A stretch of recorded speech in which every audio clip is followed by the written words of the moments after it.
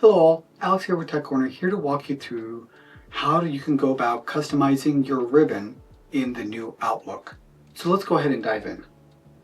So here I have Outlook open, and this new Outlook is free for everyone, so anyone on Windows can get this, even on Mac. And what you can do is at the top you'll see your ribbon here up above, and you'll see 3 little dots. So if you click on that and go to Customize, you can literally pick what you want to see in your ribbon. So for example, if I don't want to see, let's just say I want to pretty much get rid of a lot of this and I want to just kind of start from scratch.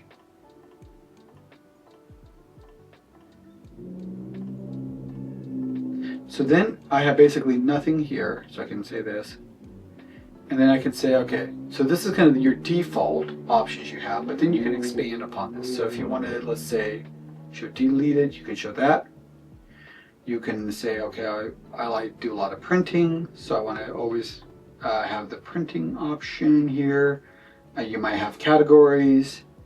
You might want to hit reply.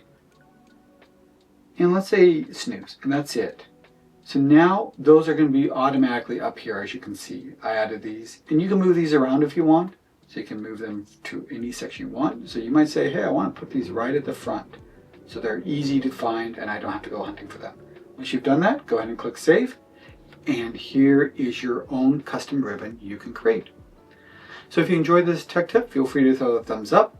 If you're interested in further content from this channel, feel free to subscribe. It's totally free and supports the channel, and click that bell notification to receive alerts when new videos are posted. Thank you so much for watching.